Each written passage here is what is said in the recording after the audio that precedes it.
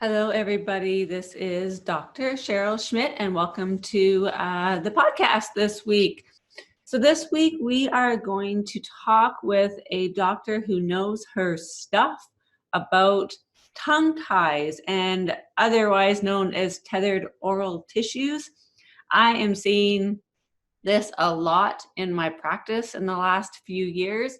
And I really wanted to bring this doc on to give some more information about how tethered oral tissues really affects our whole body and how we can look for it in our own kids, what kind of signs and symptoms we might see, and what we want to do to help correct any issues that they may have with the tethered oral tissues now and in the future. So today I have with me Dr. Bridgette Chelf. She is owner and founder of Ocean Wellness Chiropractic Clinic that she established in 1996. It's actually a multidisciplinary clinic and center focusing on women and children. She has a variety of practitioners, including midwives, acupuncturists, massage, and family therapists. Her goal is that women feel supported in their lives, especially when going through the challenges of being a new mom. She wants people to know that they are not alone and that they have choices. So she is a chiropractor and cranial sacral therapist, and she practices functional medicine. She is currently on the board of the IATP, International Affiliation of Tongue Tie Professionals, and with a pre- and postnatal task force for the California Board of Chiropractors. She is currently in the DMU, which is Developing Minds University, with Dr. Monica Berger, which I had on in a podcast earlier this year. And what else has she got going on? She got lots going on. She has spoken for the last 15 years on the topic of tongue tie at the Rady's Children's Hospital, Scripps Memorial Hospital, Kids Summit IATP Conference, and numerous other places and services. She has also done online courses and classes teaching chiropractors how to identify TOTS or tethered oral tissues, and is currently working with a pediatrician on developing a lecture series about assessment, treatment, and recovery, and the impact it all has on the body. So this lady knows her stuff. She's been working with moms and babies for over 20 years, and specifically with kids and adults with tethered oral tissues for the last 15 years or so. So I hope you really enjoy this podcast. It's got lots of information, a lot of things that we are doing as moms, and some things that may be new to you as well, and some things to look out for. So this is Dr. Bridgette Chelf and I talking about tethered oral tissue or tongue ties. Enjoy. Hey, Dr. Chelf, it's great to have you on the podcast today. I am excited to talk about this topic because I am seeing this a lot in my office, and I think that people need to know the importance of body work and chiropractic care in kids that have tethered oral tissue or tongue ties or TOTS, as we like to call it. So if you want to just say hi, introduce yourself and a little bit about yourself, and we will get rolling. Hi, everybody, and I'm so honored to be here with you. My name is Bridgette Chelf. I'm a chiropractic and cranial sacral therapist. I have a practice in San Diego. I have a wellness center, and I've been working with TOTS, probably tethered oral tissue, all the different varieties of names, for close to 20 years. And initially, when I first started working with it, it just had to do with breastfeeding. And research and more, we've learned it affects, especially as chiropractors, it's so crucial because it affects such a huge part of our musculoskeletal system. So I've lectured all over the country. I do in-services. I do lectures to chiropractors on treating and assessing. I'm on the international board of the Tongue Tie Affiliation. So I've been working with it pretty intensely, especially the last 15 years. Yeah. You have a lot of expertise, and I'm so glad to have you on the podcast to share about what it is and what we do as body workers and chiropractors and helping babies and adults who had tethered oral tissue. So a lot of people in our circle and a lot of new moms have heard of tongue tie or TOTS.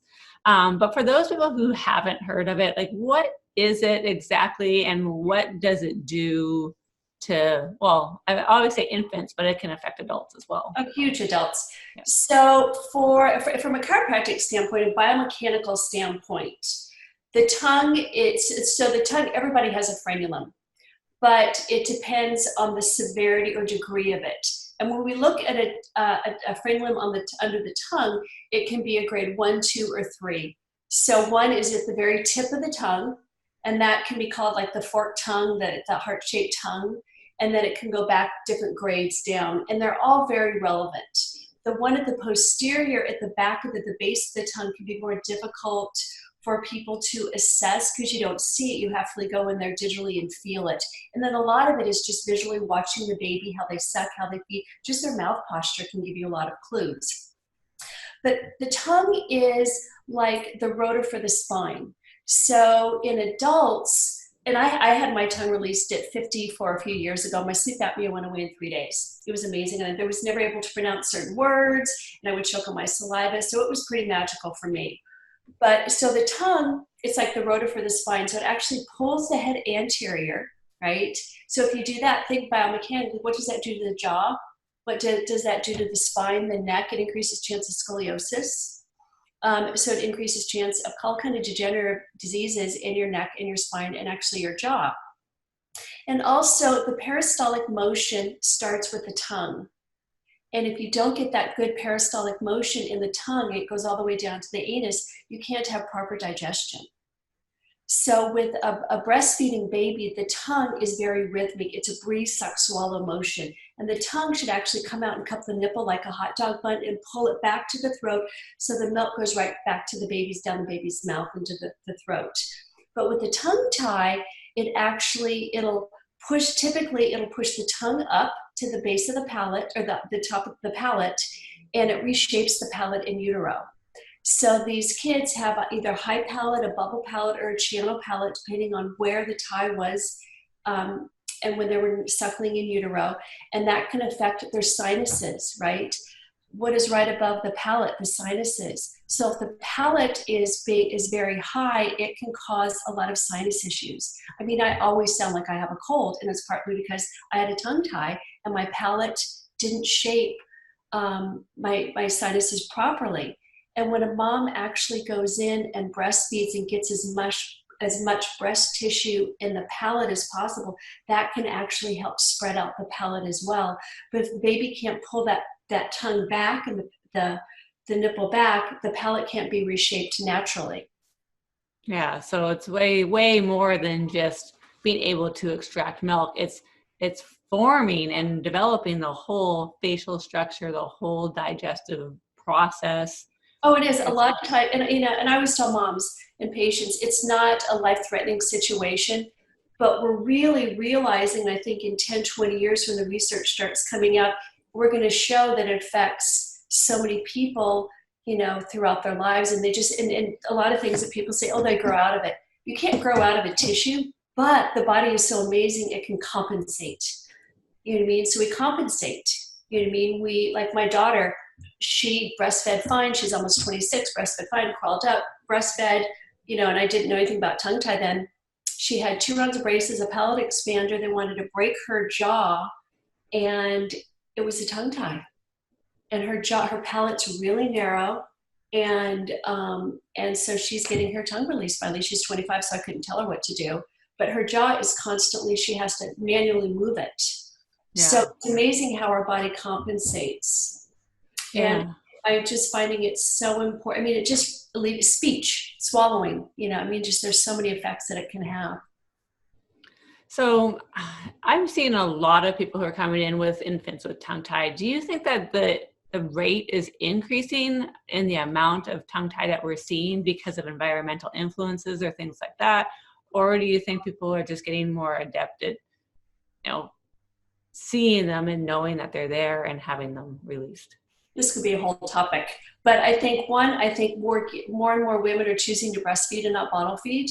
In the 40s and 50s when they pushed formula and bottles on moms because that was better than breast milk, and we fell for it. And so a baby can more easily take a bottle than a breast, especially if they have any tie issues. And so more and more women are choosing, they really want to breastfeed because they're learning how important it is for the child and alone for their breast tissue, right? And their physical health.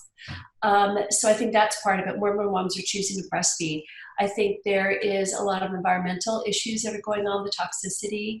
And then if we want to go into epigenetics and the MTHFR and the folic acid, because it is a midline disorder. So let's say the mom had a mild tongue tie, dad had a mild tongue tie, you put that together, and it's typically the child will have a more severe tongue tie, if that makes sense. Yeah. So I think when people are becoming more aware, and there's a lot of epigenetics involved, I really do believe.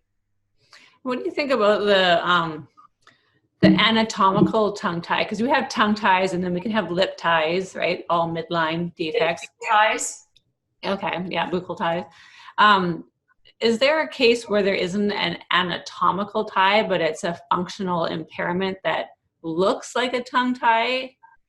Have you seen that much? Well, I think, it's always a choice when people come to see me. Here, I'm going to give you the facts, and then I support you in whatever choice you make. I have some patients that don't want to get their child revised, and I respect that. And so what I do, but they still want the body work because they know it helps. Do you know what I mean? So the body work can help, but it can alleviate the system. There are some things that if you can, like, it's not a tongue tie, but the tongue isn't working at its optimal level because some of cranial abnormalities or asymmetries, and that can happen. Is that answering the question? Yeah, because I think that there's times where, I've had kids and they've had revisions done, and maybe they haven't had the revisions done correctly or all of them done, because there's, like you said, there's different ones that can be done. But they've had revisions done and they haven't really improved until they've gotten body work done, either chiropractic care, cranial sacral care. Those are two typically ones that I specifically work with. And then the body actually starts to respond and function properly, because it's a neurological disruption and a functional disruption.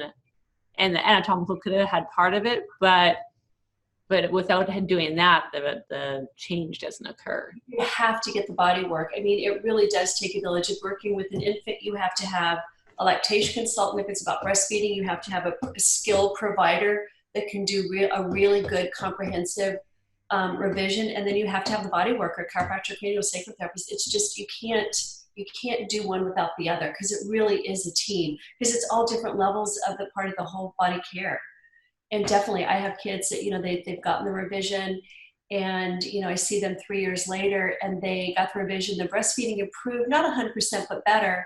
But 3 years later, they can't swallow a bolus of food, or they're having speech issues. And then you go ahead and do the body work and it can be resolved. Yeah. Yeah. So there's definitely that neurological functional component to it. Yeah. If you think about that pull, if the head is, tethered forward, that's going to compress everything in the suboccipital region, the vagus nerve, everything. It can put the system in limbic lock and load. So you have to have that. You have to have that, musculoskeletal neurological work. And there's a holistic dentist here who does myofascial therapy work, and and that's a big thing when it helps with your jaw. I'm probably butchering it a little bit, but like your teeth alignment, the formation of the proper jaw, all those kinds of things, and you can avoid so many like braces and things like that if you start to work on this first. I've seen people that have not needed braces at all when they start doing the body work, tongue tie revisions, and myofascial therapy. 110%. I wholeheartedly believe that. And, just think about it. And I see kids today, because the sippy pouches are really big, they squeeze. So what is that doing to your mouth? Everything is sucked in, you know what I mean? And they use, a lot of the kids is, if they're not revised and they don't use out their tongue properly, they use them on like a straw. So they're constantly sucking, and that's going to change the whole formation of the facial structure. I mean, I'm like your typical classic tongue tie. I had that head anterior, your mouth breather, like this, that thin face, and my face didn't develop optimally. And also I remember I would chew on one side, and I had all kinds of mouth work done, and they, back in the 60s, they didn't know anything about tongue tie. Yeah. Yeah. It's still a kind of emerging thing. Like some people kind of know how to assess it, and some people assess it really well, and some people aren't really great at releasing them, it's still kind of like, yeah. And it really doesn't, it's not difficult to assess. It really takes 3 minutes. Yeah. One, you just watch them. When my patients come in, and I'm sure you just watch them walk in the office, mechanically, how they walk, how do they sit, how do, when you're doing the intake, how do they work? But with the infants, how are they in the car seat? Is their head tilted? Are they mouth breathing? Do they have the cobblestone, the blisters on their lips? Do they have a little torticollis? That can be, just from, the typical torticollis, or it could be actually from a buccal tie that's really tight, pulling them down on that side. So a lot of it's a visual assessment, and then you listen to the mom. There's 10 bullet points you can go through, and you listen to the mom, and they already have a tongue tie. Yeah. And then you go and do the digital, and you do a SEC assessment, and it really is pretty quick and easy. But a lot of people, I think, are skeptical, or they're, it's like, and I hate telling moms you have a tongue tie, because it's a tough thing to tell a mom, especially if it's their first time mom, and you don't want to do anything to, hurt the baby, which I understand. I'm a mom of 2. And, but yeah, and then the providers, you have to find a good provider. In San Diego, there's only 2 that I use. A lot of people just aren't competent enough to do it correctly. Yeah. And San Diego's a big place to, that's a lot of people, a very few amount of practitioners. What are some signs or symptoms that, parents can look out for their kids or for themselves, that they might have a tongue tie that hasn't been caught, or, yeah. So we'll start with infants. So infants, if they, like you can look at the lips, if they're cobblestone, the little blisters, because that tells me that they don't have that good sucking posture. Their lips aren't flanged during feeds. If they're gassy, if they leak when they feed, if they're on the breast and they kind of get fussy, popping on and off, like they're trying to get comfortable, trying to figure out what to do. If they get on there and they feed and then they fall asleep right away, because what happens is they're not engaging all the muscles. And so their energy is so focused on a select few muscles, they get fatigued and tired. So they kind of wake up hungry all the time. And they're just kind of fussy. They eat constantly. They're on the breast, almost 24/7. That's for infants. Toddlers, and also if they breathe with their mouth open. And arching, when they arch back and breathe with their mouth open, when they do that, that opens up their airway, because airway patency is decreased 70% with tongue ties. So that's them naturally trying to open up and extend their airway. So as the kids get older, you want to look at speech issues, swallowing issues, mouth breathers. And then a lot of times also infants with reflux. Again, that's not 100% because you have to work with diet and chiropractic, but a lot of times because they don't get that peristaltic motion right in the beginning, they get reflux and they spit up a lot. Mouth breathers, kids sit, if they have that kind of limbic lock and load system, their head posture is anterior, and they're just kind of anxious, because you're not getting all the oxygen that you need to your brain. As the kids get older, headaches, neck discomfort, jaw discomfort, speech. You can't, like, I have parents, they can't swallow certain things. They can't pronounce certain words even as they get older. So the list is pretty long just from a chiropractic standpoint. So I assess when I do, because I just treat women and kids, I assess everybody for a tongue tie. And I probably, half of my parents will get it done. Like I just had a baby, she's getting revised, and dad has sleep apnea. He's got chronic jaw and neck pain.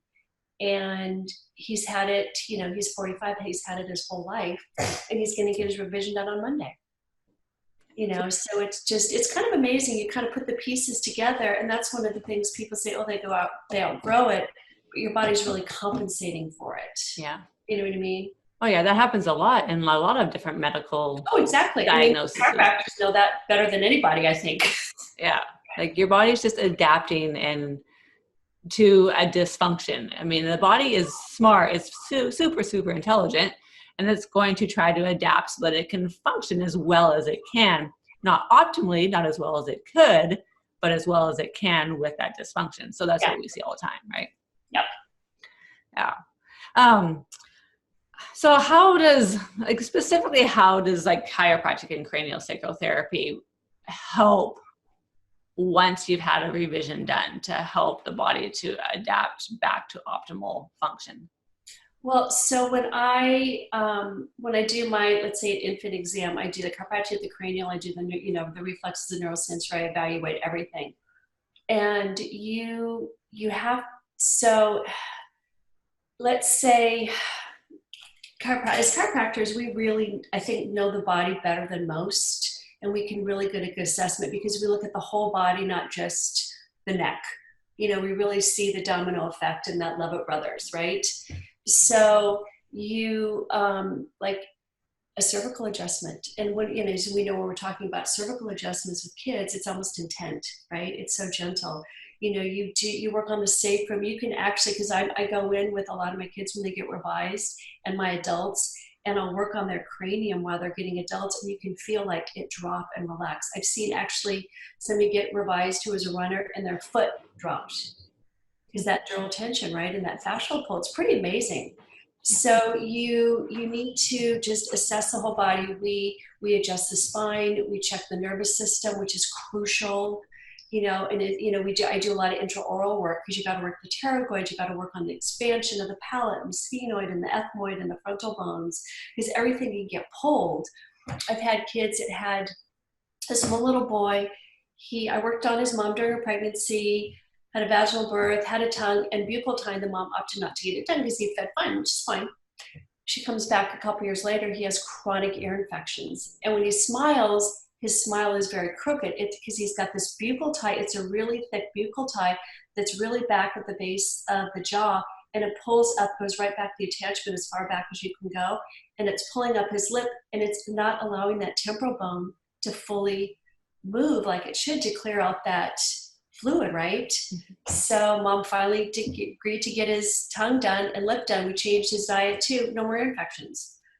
So, we look at the body, because we see something that's not symmetrical. And as chiropractors, what's causing that? And that's also part of, just the whole chiropractic field that we're in. I mean, it's amazing what we can do because we look at the body differently.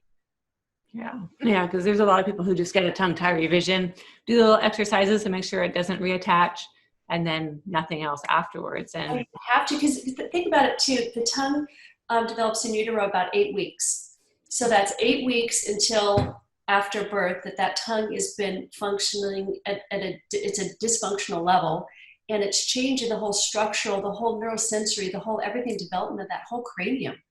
And you can't just get that revised and fixed it. I wish it was that easy. That's why chiropractic, I think, is one of the best tools afterwards, because we really look at this musculoskeletal system, the nervous system, the reflexes. We look at everything and put all that together so that these kids and adults can move forward, without any of these impairments. Yeah, and do you see that it takes a while to sometimes? Well, it would all depend on when they come in to see you. If they're 5 years old, it's going to take longer care to get things working properly. If they're brand new newborns, they still have had, like you said, from 8 weeks gestation up to 30 weeks of improper function and neurological patterning and all these things happening. So it can take some time to reverse that or to yeah, it does. But obviously the earlier the better is nice. But then you get some of these kids. I saw this new baby yesterday, 2 days old. Mom got chiropractic off and on. But the way the kid was positioned in utero, it was just like it comes at that C posture, the hand up here. And so that little one who's going to get revised on Monday. But just because that torsion that she had in utero, we've got to do a lot of unwinding with the spine and the shoulders, Yeah. I mean, almost every baby I see, probably almost every baby I see, when you see them and you look at them, they do have some torsion in their cranium just from birth. Well, I have kids, you have kids, right? Yeah, I have 4. I have 2, you beat me. But we know what it does to our body and how amazing it is, but 10 centimeters is not that big. No. You know what I mean? I don't care how, it's pretty amazing, but that they get through that. And I think in my world, every baby would get checked in, every mom, right? Because it's just, I think they need that kind of correction and that reboot, so to speak. Yeah. Every time they come out, you look at them like, this just came out of me. Crazy? Pretty amazing.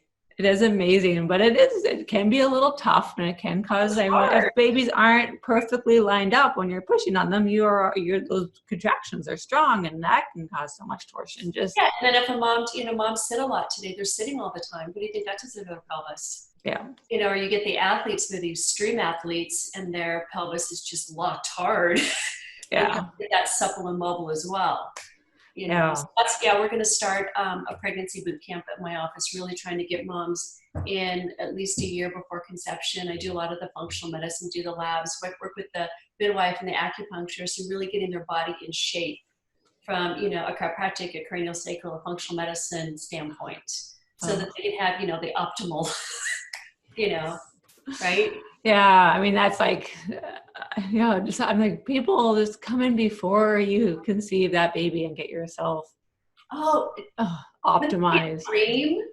I mean, I just think the world would be different, right? Yeah, it would be amazing. I know more people are starting to learn about that, but I still get women coming in sometimes at 40 weeks and wanting to get care to have a healthy baby and birth. And I'm like, oh my goodness, okay, I'll do what I can, but we don't. No pressure here.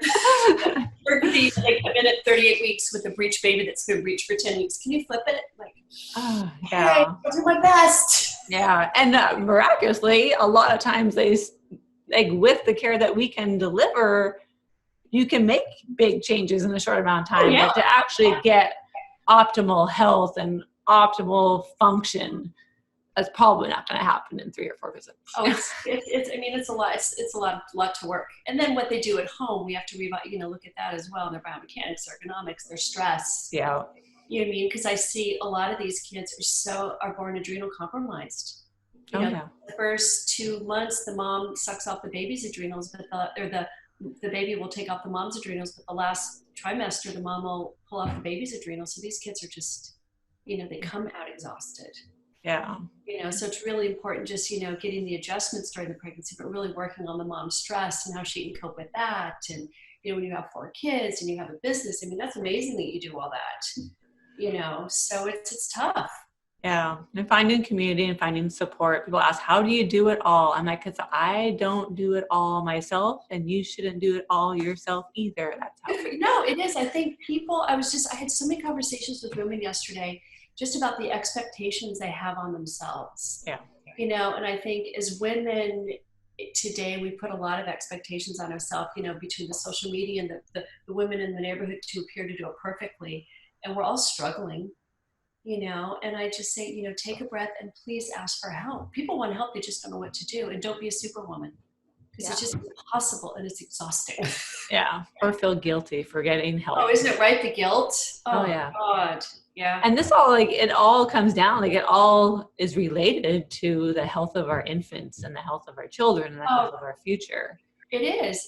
And I think it's really our duties as mothers, as chiropractors, just of human beings, to really support each other in this process, because I don't know that it's going to get any easier. But I think, we really want, in my office, I really want a place for women to be heard.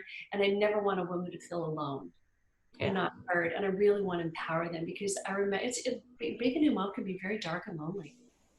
Oh, yeah. And so I really want them to know they're heard and they're valued and they have a choice. Yeah. And that's a big reason that this whole podcast even started, is that I want people to have information, feel empowered with that information. And I think every podcast we lean into having moms really trust their intuition. Oh, that's exactly. Yeah. And follow and learn how to listen to that a little bit deeper and just go from there with the information.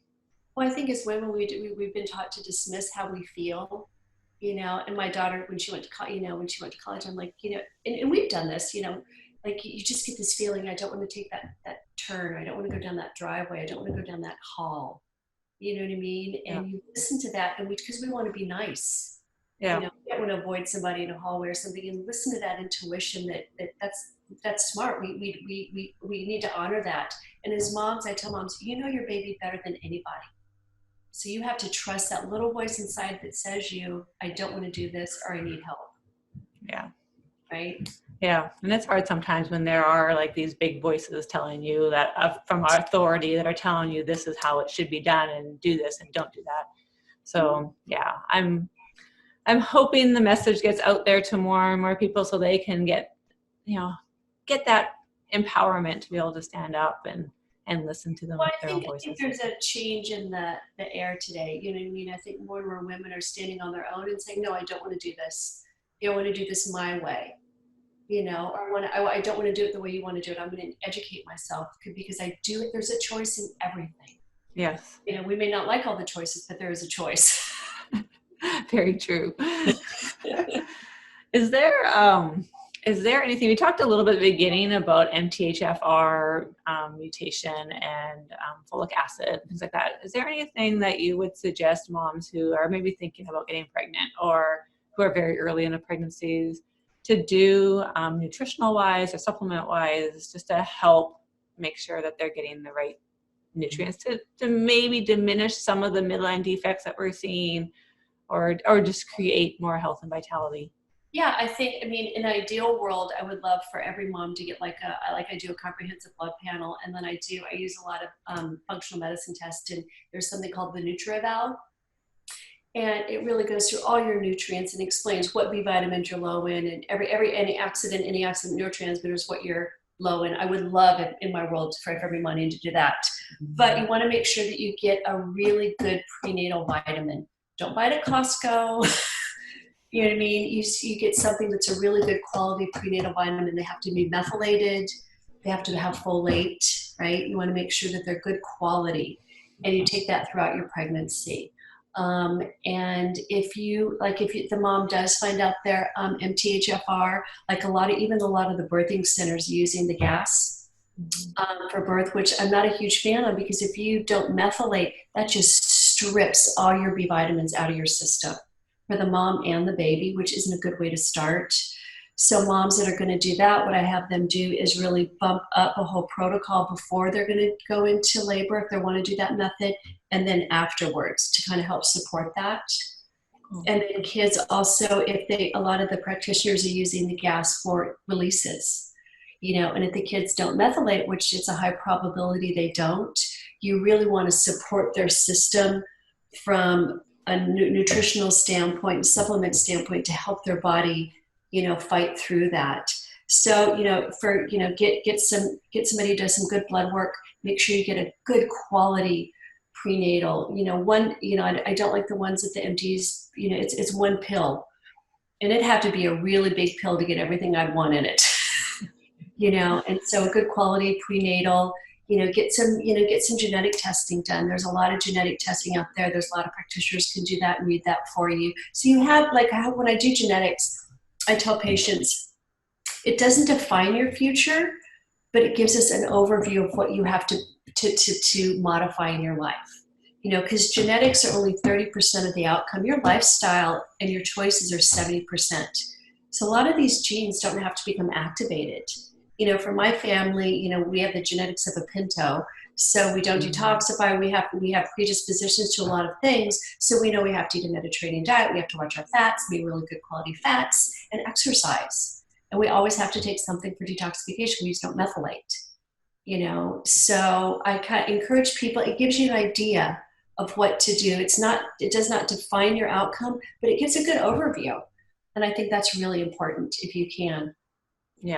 Yeah, because sometimes we want to just give a blanket statement, right? Like, just take this vitamin, that vitamin, but everybody is unique. No, everybody's unique, because our biochemistry, our physiology is like your fingerprint. There's none that's the same. So, people say, oh, I'm a compound heterozygous or whatever, and I read online to take this. It's like, okay.